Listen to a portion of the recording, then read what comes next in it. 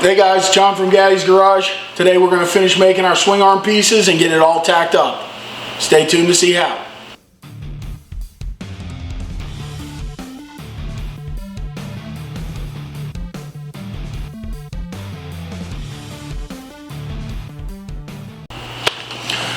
Morning everybody, welcome back to the shop. Saturday here. We're working on a shop project as always.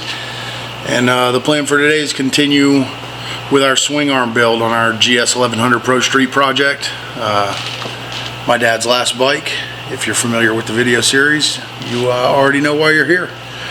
So that's it. Last time we left off, we had our swing arm legs made and notched, and we were just getting ready to make the bends in them and start tying everything together on our swing arm jig. So appreciate you guys being here.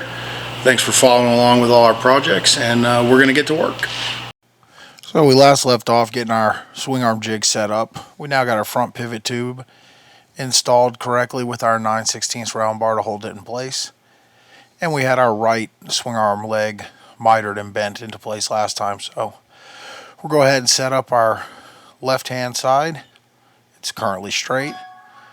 Going to use our angle finder once we get this locked in tight and figure out about how much bend we want to put in this.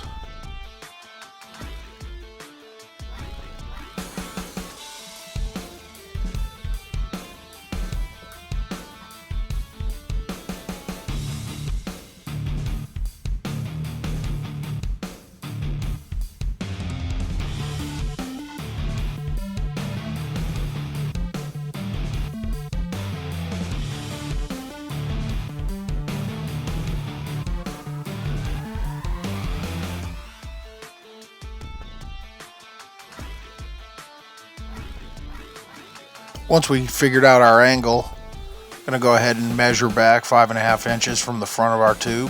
That's the same dimension we used on the other side. It's critical when you're making these parts. You want to keep both your tubes symmetrical as possible to keep the slots in the back lined up for chain adjustment. So we got our 5.5 inches measured. Go ahead and make a little line with our speed square. That'll give us our spot where we're going to need to cut. I don't have a tubing bender die that'll bend this type of tubing, so we notch them on the bandsaw and do basically cutting away 3 of the 4 sides, and that lets us fold it in, and then we weld that all up. And we're over here on the bandsaw. Basically we're going to cut a little V out, usually depending on the angle of bend. We cut about 1/8 of an inch in front of the line and 1/8 of an inch to the rear of the line, down to nothing, meaning at the opposite side of the tube that we're not going to cut anything away from. You can see there how that cut allows the tube to bend and close up. And we're back over to the swing arm jig so we can check our dimensions and see how it looked. I always try to sneak up on all this kind of stuff as it's, you know, make and fit. So you can see here I opened it up just a touch more.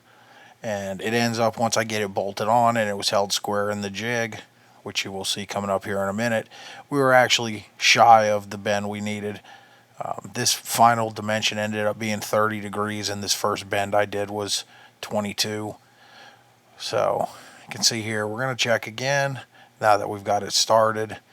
And it shortened that piece up, allowed it to lay a little bit closer to the final spot in the swing arm. And we'll jump back over the bandsaw real quick again, make another couple quick cuts, and get our final fit.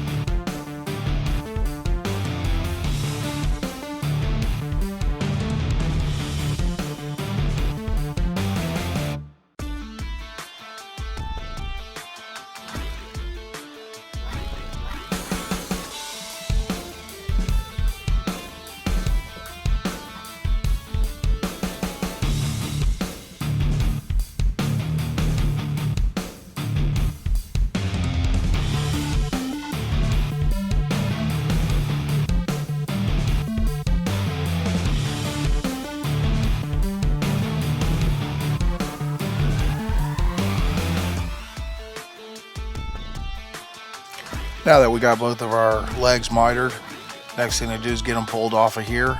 Gonna head over to the milling machine and put a notch in the two front areas. That'll wrap around the swing arm pivot and give us a nice clean spot to weld.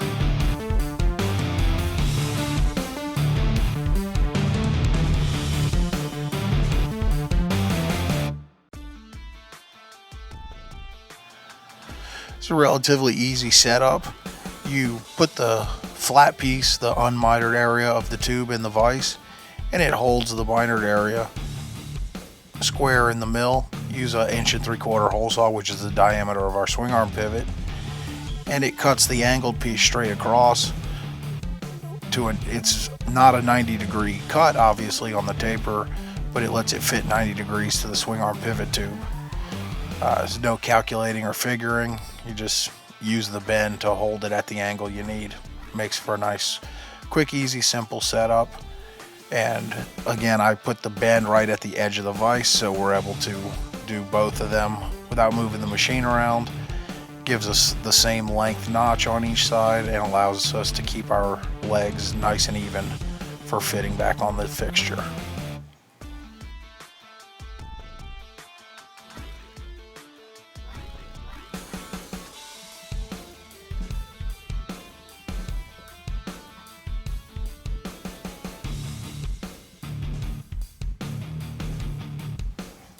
And we're back over to the fixture to install these legs for what should be the final time.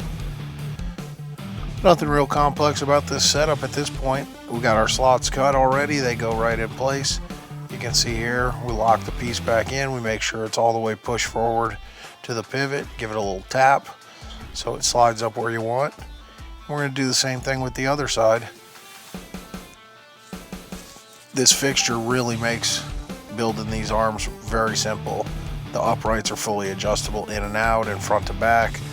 So we have been able to build a wide variety of swing arms on this single unit over the years.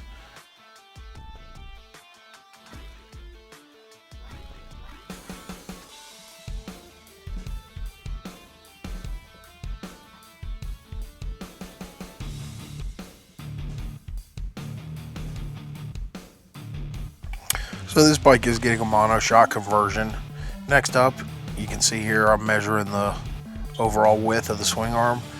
That'll be to make up our first piece of the cross bracing.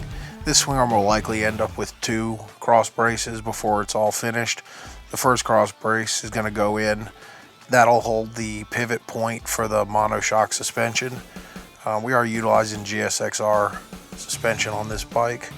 So this is the exact same type of material we use for the long arms, 1x2 aluminum 120 wall with a radius corner. So we just cut off a piece here. I think it was 10 5/16 of an inch. So fire up the old horizontal bandsaw, get that piece cut off, and then we'll be able to take it back over to the fixture and start getting that part of the swing arm fit together. So you can see here, that's just what we're doing.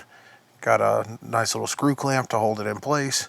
Gonna check our dimensions, check for square. Just standard fitting stuff you would do anytime you're building something like this.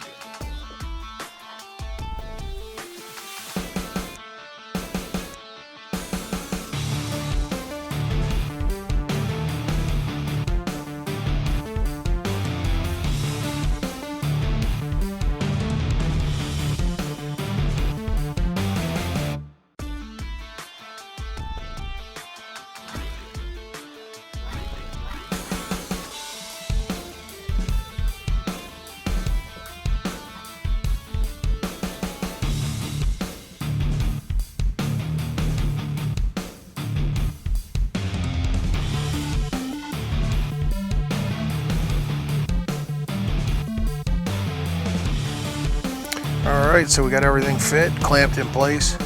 Went ahead and cleaned up all our parts with a little bit of alcohol, and got the Synchrowave 180 fired up. Just gonna tack everything here. We still have several other pieces to make and fit to this, but wanted to start getting it tacked up since we had enough pieces. Get it bolted together, and I usually tack everything on and then we'll finish weld it after the fact. So I figured may as well, while we have these few pieces done, we'll get it tacked up.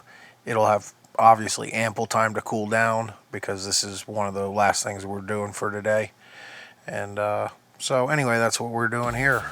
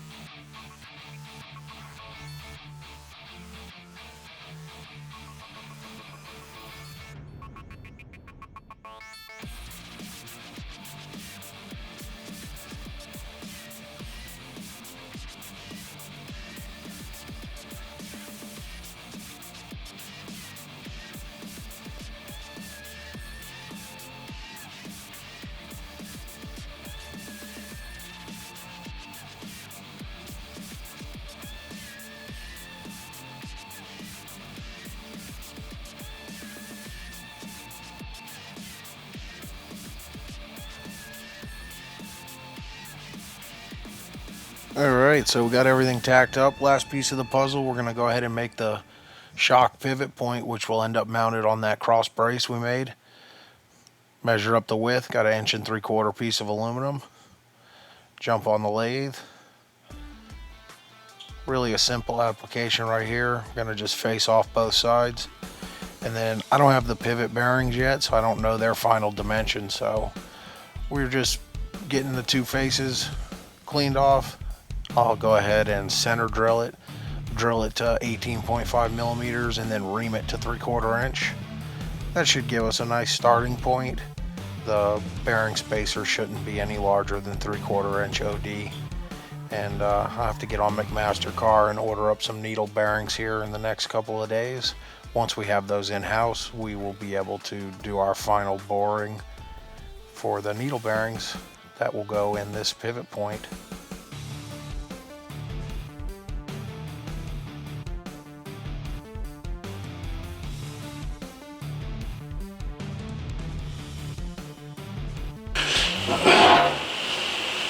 Alright guys, that's a wrap for today. Pretty happy with the progress. Got the basic structure of the swing arm tacked in.